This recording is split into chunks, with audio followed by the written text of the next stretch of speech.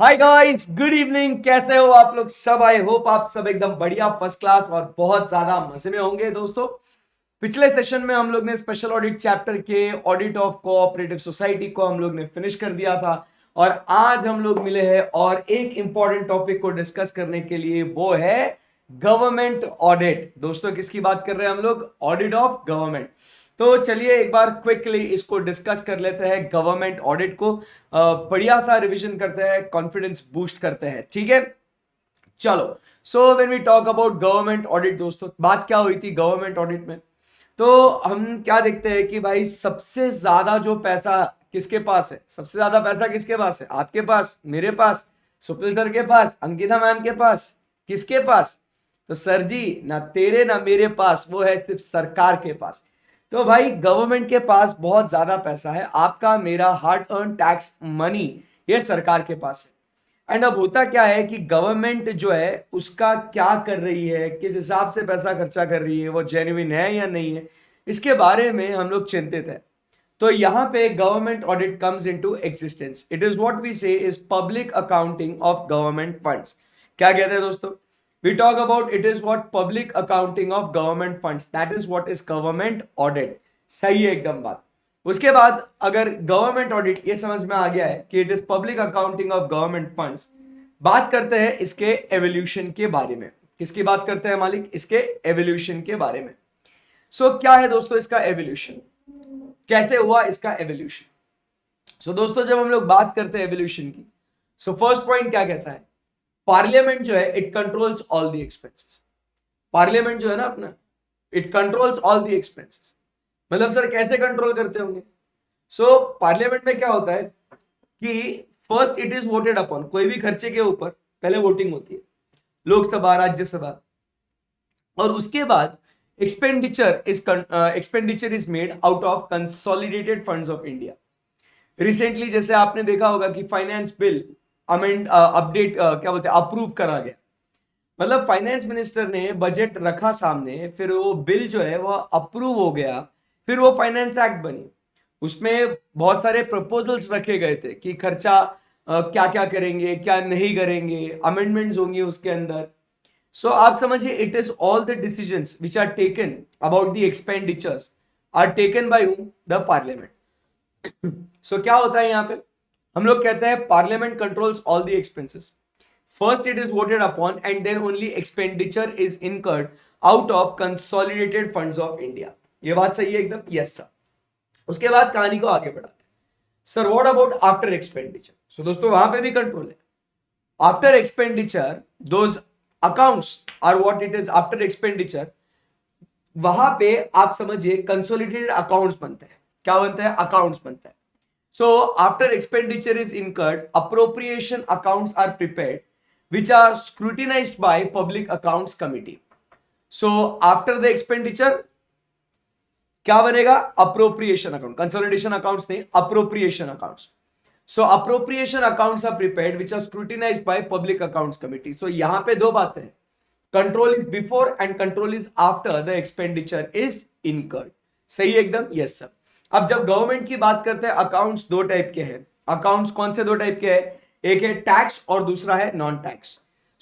Tax तो आपको पता है, डायरेक्ट इनडायरेक्ट। नॉन टैक्स मतलब क्या है कि sir government is also doing what? Commercial business activities. With the increase in commercial activities, commercial audit also came into existence. आई बात समझ में? Yes sir. ये पूरा कच्चा चिट्टा है दोस्तों, किसके बारे में? About evolution of government audit. Parliament controls all the expenses, first it is voted upon and then only expenditure can be incurred out of consolidated funds of India. After expenditure, appropriation accounts are prepared which are scrutinized by public accounts committee.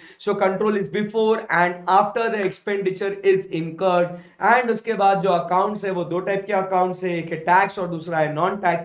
And with the increase in commercial activities, commercial audit also came into existence. Clear एकदम बात? Yes sir.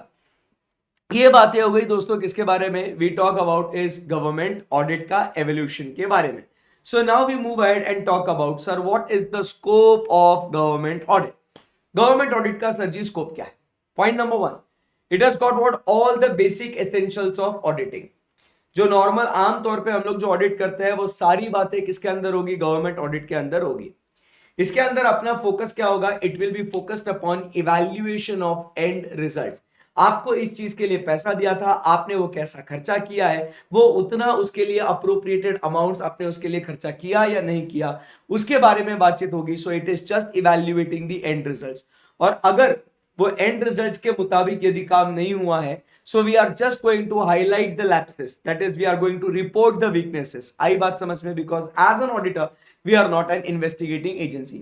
अब देखिए भारत देश में जितने भी बड़े बड़े स्कैम हुए, फिर चाहे वो क्या बोलते हैं उसको 2G स्पेक्ट्रम स्कैम हो, या कोल स्कैम हो, या चाहे वो कॉमनवेल्थ गेम स्कैम हो, तो आप समझने की कोशिश कीजिए सीएनडीजी ने क्या किया, कि सीएनडीजी ने उसको एनालाइज किया। एनालाइज करने के बाद सीएनडीजी ने क्या करा था, कि देखा कि उसके अंदर कुछ शॉर्टकमिंग्स है, बराबर, कुछ लूप, मतलब कुछ दिखा कि ऐसा ऐसा नहीं होना चाहिए था काम।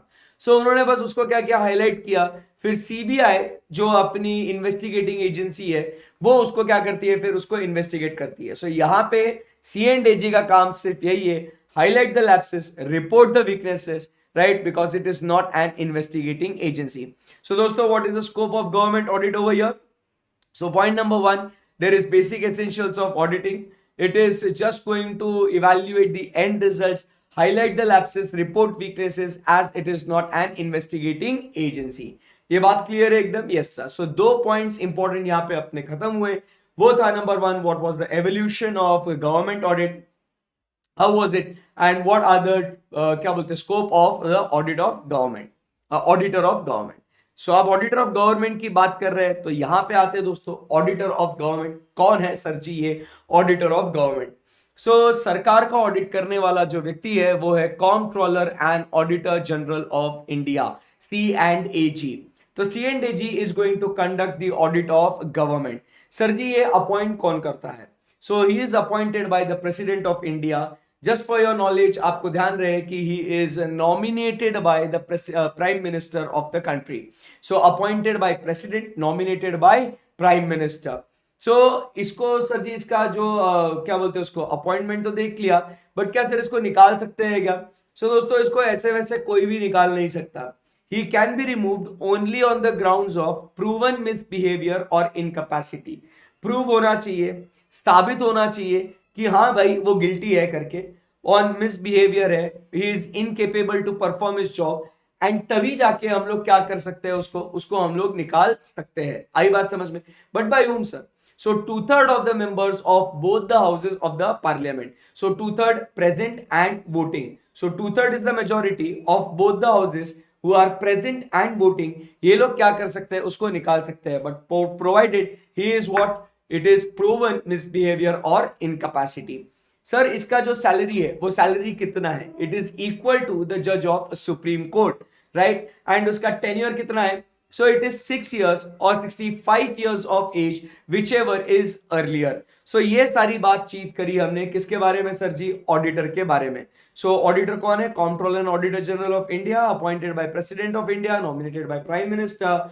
He cannot be removed unless on the grounds of proven misbehavior or incapacity by 2/3 of the members of both the houses of the parliament। Salary equal to the judge of Supreme Court, and tenure is 6 years or 65 years of his age, whichever is earlier। Clear एकदम बात? Yes sir। ये बातचीत हमने कर ली auditor के बारे में। अब बात करते हैं इसके रोल के बारे में। Sir ji what is the role of comptroller and auditor general of India? So सबसे पहला उसका काम क्या है कि अलग अलग जो गवर्नमेंट ऑथोरिटीज है, अलग अलग जो गवर्नमेंट डिपार्टमेंट्स है, check whether those various authorities are acting as per rules and orders। जो भी सरकार ने नियम और कानून बनाए गए थे, उन सारे नियम और कानून के हिसाब से क्या वो ऑथोरिटीज एक्ट कर रहे हैं या नहीं कर रहे हैं, वो देखेंगे। इसको हम लोग क्या बोलेंगे? The first role of C&AG, check whether various authority confirm that is act according to those rules and authorities। सही है? Yes sir। Second point, he is going to advise the president on maintenance of books of accounts। देखिए वो खुद books of accounts maintain नहीं करेगा, वो president को या गवर्नर को बोलेगा कि साहब इस तरीके से आपने क्या करना है, बुक्स ऑफ अकाउंट्स को मेंटेन करना है। और जाहिर सी बात है उसके बाद ऑडिट करने के बाद is going to report it to the president और टू द गवर्नर। क्लियर एकदम? Yes sir. So what are the 3 points of the role of C&AG दोस्तों? Check whether various authorities act as per rules and orders, advise the president on maintenance of books of account, and last में submit the report to the president or to the governor. सही है एकदम? या तो क्या क्या बातें हुई हमने, हेडिंग्स क्या क्या देखे? गवर्नमेंट ऑडिट मतलब क्या कहते हैं? It is public accounting of government funds. Number 2 point हम लोग क्या देखे? Evolution parliament controls all the expenses. First it is voted upon and then only expenditure can be incurred out of consolidated funds of India. After expenditure appropriation accounts are prepared which are scrutinized by public accounts committee. Control is before and after. Accounts दो type के, income and expense. Income में tax and non tax. And उसके बाद with increase in commercial activities commercial audit came into existence. Scope में basic essentials of auditing, evaluation of and results, highlight the lapses, report weaknesses because it is not an investigating agency.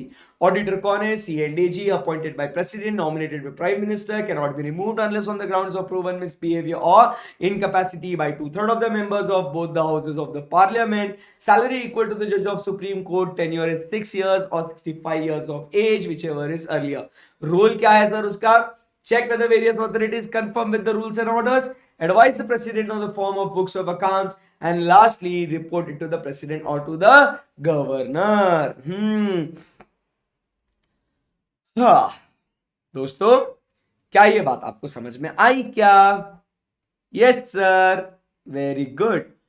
अब अपन आगे बढ़ते हैं और बातचीत करते हैं about how the audit is conducted. Audit कैसे कंडक्ट होता है? यहां तक सही है एकदम?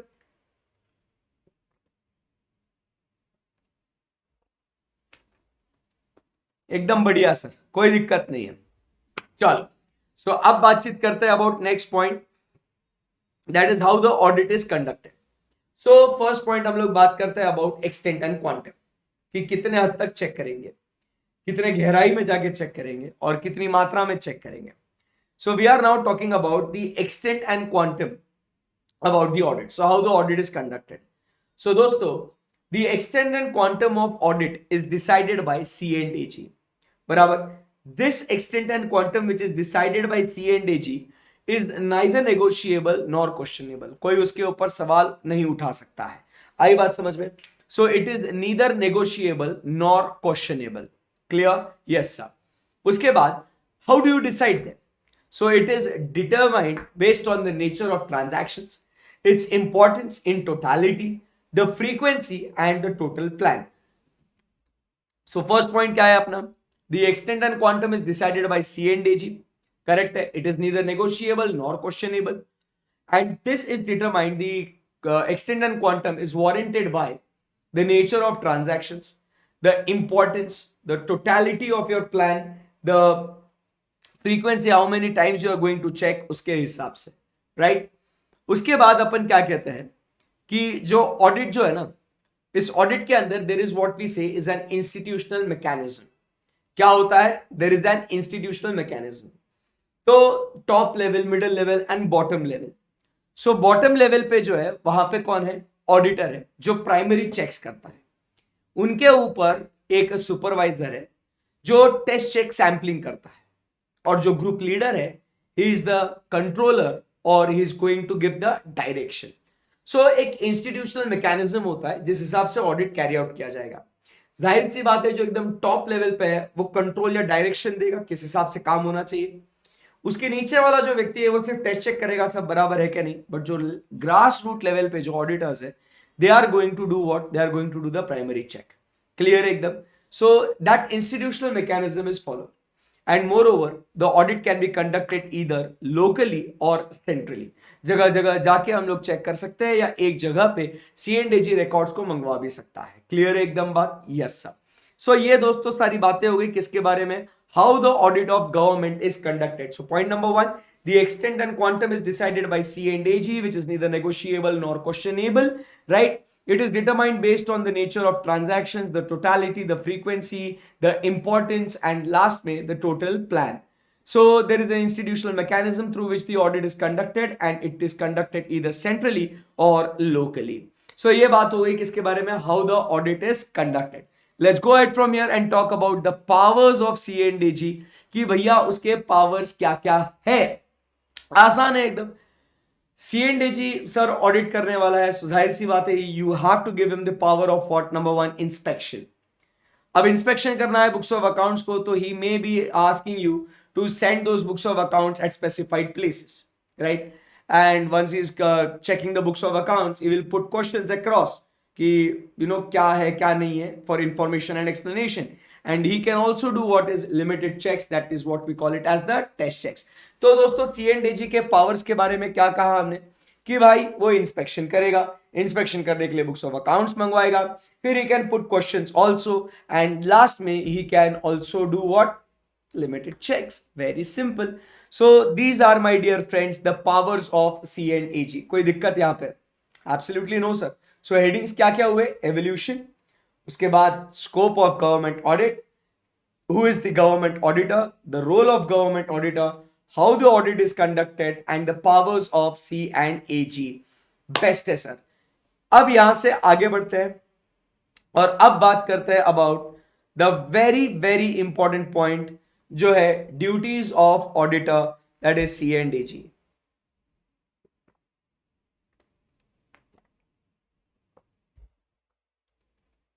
बहुत मजा आ रहा है sir. So duties of the auditor CNDG, ये मालिक एक बहुत इंपॉर्टेंट पॉइंट है, चलिए इसको स्टडी करते हैं। First point sir, CNDG has got the power, sorry the duty to conduct the audit of government companies. So government companies का ऑडिट वो किस तरीके से करेगा? As specified in companies act 2013। खत्म। Audit of stores and stock, या उसके पास पावर है स्टोर्स एंड स्टॉक का ऑडिट करने के लिए, खत्म। सो दो ड्यूटीज तो भैया फिनिश हो गए। वो कौन से थे? Audit of stores and stock and audit of government companies. Clear है? अब मालिक बात करते हैं about audit of receipts and expenditure. किसकी बात करेंगे sir?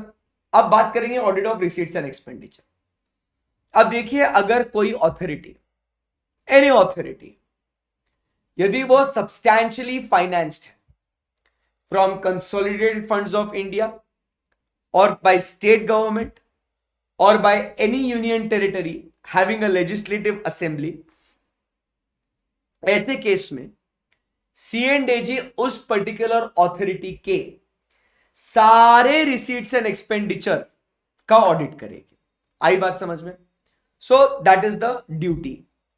So where any authority is substantially financed by consolidated funds of India, state government और union territory having a legislative assembly, ऐसे केस में सीएनडीजी उस पर्टिकुलर ऑथोरिटी के सारे receipts and expenditures का ऑडिट करेगी। क्लियर है? बेस्ट है। अब यहां से आगे बढ़ते हैं। सवाल यह आता है sir, when do we call a particular authority to be substantially financed? तो an authority will be substantially financed when the amount of that grant is more than 25 lakhs, और वो पर्टिकुलर ग्रांट, जो पैसा 25 लाख से ज्यादा जो दिया गया है, वो पैसा, that amount is greater than 75% of that authorities total expenditure. मतलब आप समझिए, जो पैसा हम लोग आपको दे रहे हैं ना 25 लाख से ज्यादा, वो आपके खर्चे का 75% से ज्यादा कंपोनेंट है। That is we are financing more than 75% of your expenditure through that more than 25 lakhs का grant। ऐसे केस में हम सर कहेंगे उसे as what? Substantially financed। Good एकदम? Yes sir. उसके बाद बात करते हैं audit of grants and loans. अब बात करते हैं सर जी किसके बारे में? Audit of grants and loans के बारे में। So what is audit of grants and loans now? So यहां पे where any loan has, any grant has been given for a specific purpose, any funds which has been given for a specific purpose to any authority, तो यहां पे the sanctioning authority will try to establish that those funds have been used for that particular purpose। इसीलिए वो आपको पहले reasonable notice देंगे और वो ऑथोरिटी उस टर्म्स को फुलफिल कर रहा है या नहीं कर रहा, वो चेक करने के लिए हम लोग आएंगे। क्लियर एकदम बात? Yes sir. बट इसमें एक कैच है, ये जो आप grants and loans which are given for specific purpose, वो अगर कोई फॉरेन स्टेट या इंटरनेशनल ऑर्गेनाइजेशन है तो उसका आप चेकिंग नहीं कर सकते, even though given for a specific purpose.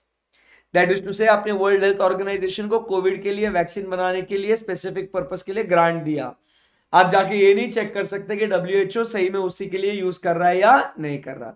Exception international organisation या कोई फॉरेन स्टेट के लिए है। आगे बढ़ते हैं। उसके बाद हम लोग बात करते हैं audit of receipts from union और state. So audit of receipts of what union और state. So the receipts which are payable into, जो सरकार को मिल रही है, यूनियन गवर्नमेंट मतलब सेंटर को, केंद्रीय सरकार को, स्टेट मतलब प्रदेश के सरकार को जो पैसा मिल रहा है ना सर, तो वो बराबर से आ रहा है या नहीं आ रहा चेक करेंगे। तो उसके आने के लिए क्या क्या होता है, पहले तो सर जी असेसमेंट होता है, फिर वो पैसे का कलेक्शन होता है, और फिर उसका एलोकेशन होता है, सेंटर का कितना, स्टेट का कितना। तो भाई ऑडिटर देखेगा सब वो बराबर से हो रहा है या नहीं हो रहा है। क्लियर है एकदम बात? Yes sir. एंड लास्ट में जनरल प्रोविजंस। जनरल प्रोविजंस मतलब अब बचे हुए सारे जो खर्चे हैं वो चेक करेगा, देखेगा कि money is legally available. He will also confirm that expenditure confirms with that particular authority। Contingency funds को देखेगा, सब्सिडरी अकाउंट्स को देखेगा, काफी जनरल पॉइंट्स है। एंड फर्स्ट पॉइंट जो कि हम लोग लास्ट में पढ़ रहे हैं, compile and submit the accounts, उसमें he has to compile the accounts, prepare the report, submit the report to the president or the governor, and then अगर उनको कोई इंफॉर्मेशन चाहिए तो वो इंफॉर्मेशन भी उसे क्या करेगा मालिक, प्रोवाइड कर देगा। क्लियर है एकदम? बिल्कुल सर, कोई दिक्कत नहीं है। सो ये बातें हो गई सर जी, ये 7 पॉइंट आपको एग्जाम में लिख के आने हैं। The duties of comptroller and auditor general of India. So क्या है दोस्तों इसकी ड्यूटी के बारे में बातचीत करते बताइए। सो नंबर 1 पॉइंट हम लोग कहते हैं इसकी ड्यूटी में, he is going to conduct the audit of stores and stock, he is going to do the audit of government companies. Then we talk about is the substantially finance, उनके सारे receipts and expenditure देखेगा। कोई अगर specific purpose के लिए दिया है तो चेक करेगा बकायदा कि वो पर्पस फुलफिल हुआ या नहीं हुआ। उसके बाद हम लोग general provision, audit of receipts of union और स्टेट देखेंगे, जनरल प्रोविजंस, एंड लास्ट में compile and submit the accounts. So यहां पे मेरे बच्चों क्या आपको कोई क्वेरी, कोई डिफिकल्टी है क्या? Absolutely no. अब उसके बाद आखिरी में बात करते हैं सर जी एक्सपेंडिचर ऑडिट के बारे में। चलो क्या आप लोग सब तैयार है?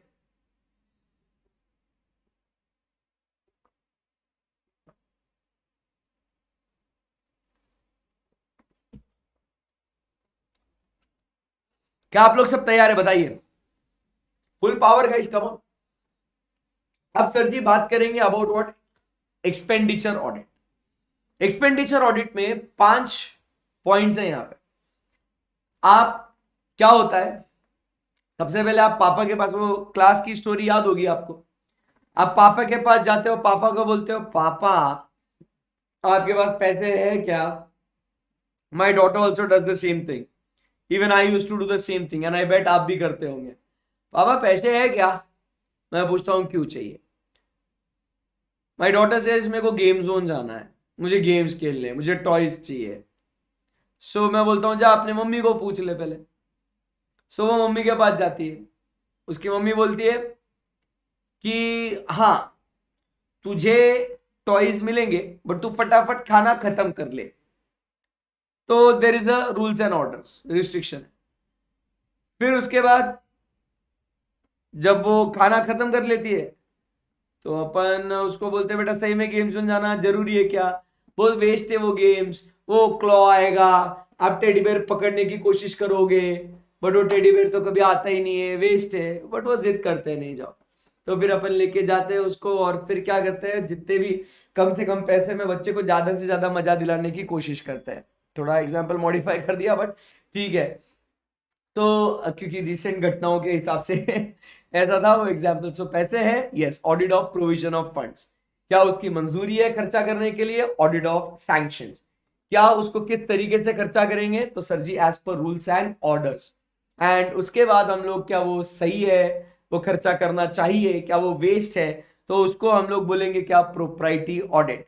एंड लास्ट में फिर हम लोग बात करते हैं अबाउट व्हाट, परफॉर्मेंस ऑडिट। किसकी बात करेंगे लास्ट में? परफॉर्मेंस ऑडिट की। तो आइए audit of provision of funds में क्या होता है देखते हैं। सरकार की तिजोरी में पैसा है, सबसे पहले वो जो पैसा जब आप निकालते हो तो वो उसी पर्पस के लिए होना चाहिए, बराबर।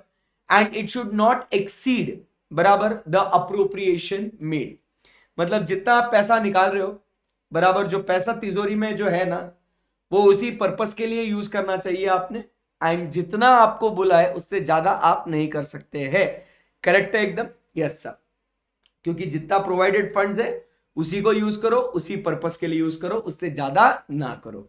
दूसरा पॉइंट अपन बात करते हैं audit of sanction.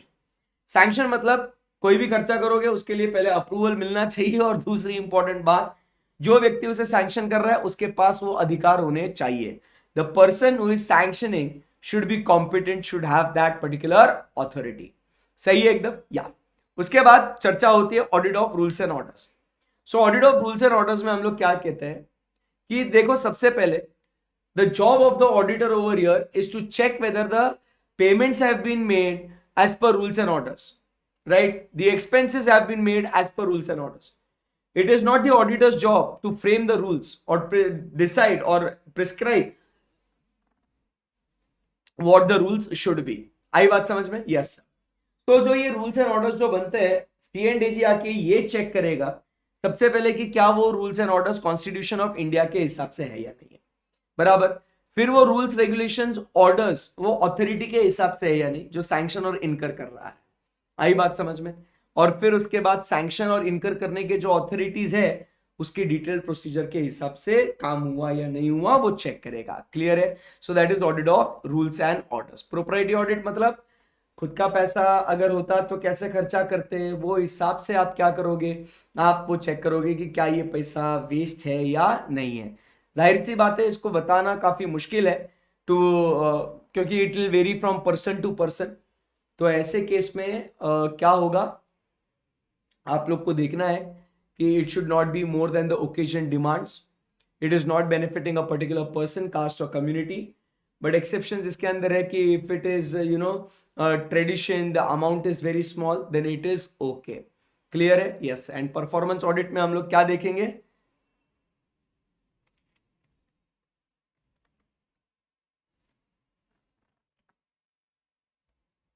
Performance audit में हम लोग क्या देखेंगे, economy, efficiency and effectiveness. Clear है एकदम? Yes sir.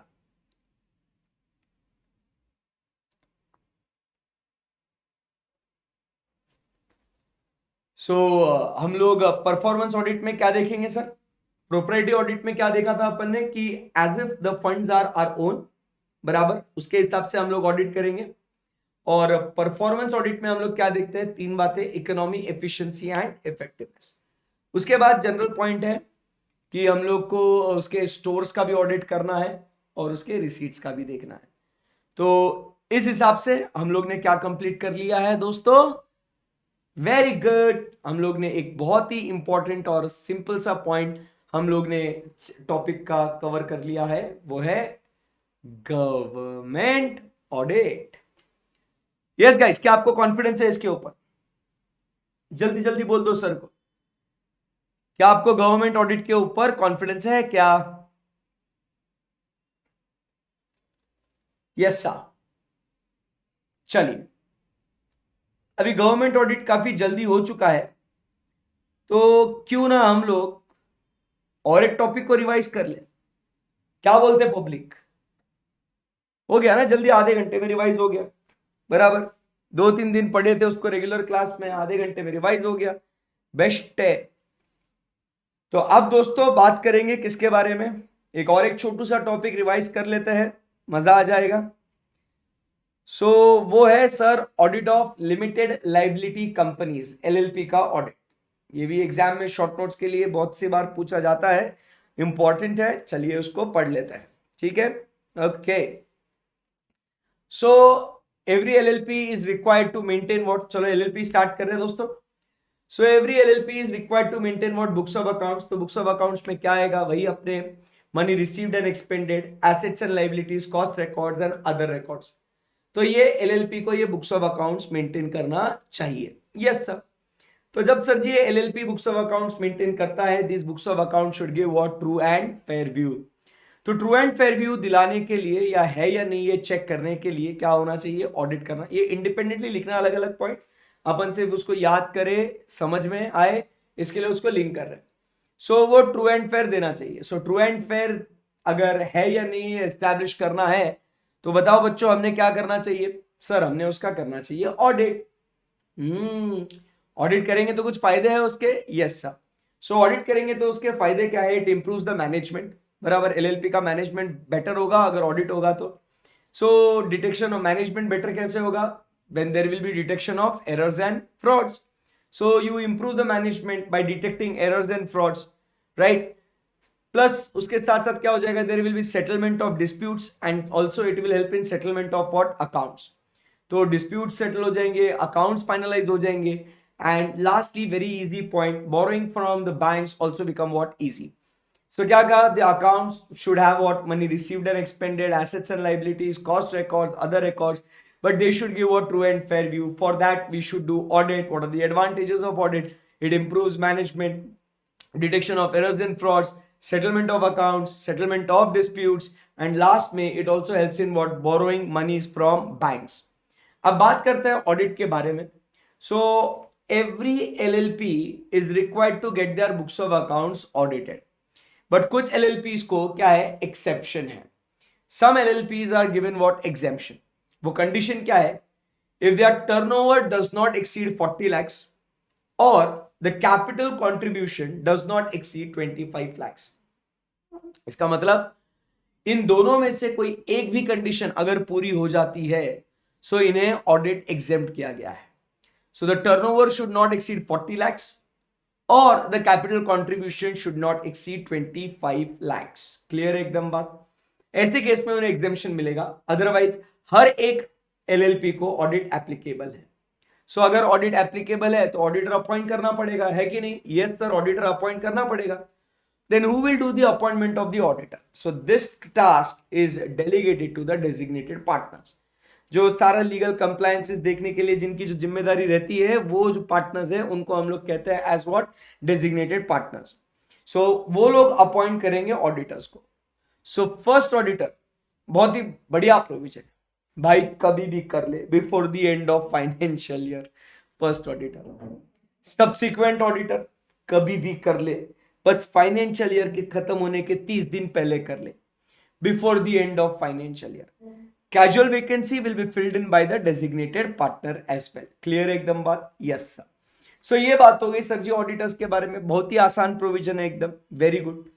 अब इस ऑडिटर की ड्यूटी के बारे में देखिए, आपको इतना ध्यान में रखना है. Auditor of companies, auditor of government, auditor of LLP, इनके ड्यूटीज के बारे में आपको ध्यान रखना है.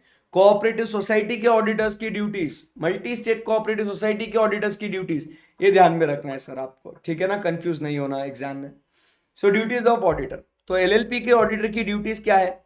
So he is going to check the instructions regarding the work to be perform. पहले वो एस्टैब्लिश कर लेगा कि क्या काम करना है, कैसे करना है. Then he will mention whether records appear to be correct, बराबर. Whether he has obtained all the information and explanation and whether any restrictions were imposed on him.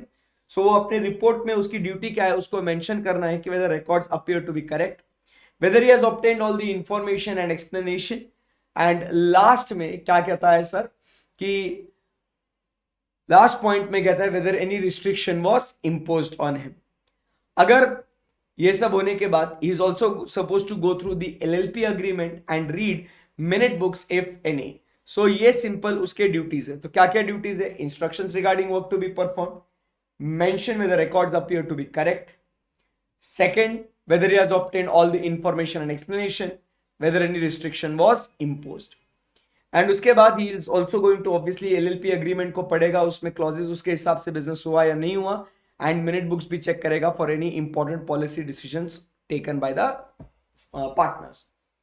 ये सब होने के बाद अब आगे बढ़ते हैं, टेक्निकल बात करते हैं सबमिशन ऑफ रिपोर्ट के बारे में. सो यहां पे एलएलपी को 2 सबमिशंस करने पड़ते हैं, एक एनुअल रिटर्न एंड एक statement of account and solvency. Annual return एक समराइज्ड रिटर्न होता है जो आरओसी के पास अपन ने सबमिट करना है. कितने दिनों में? With in 60 days from the end of the financial year.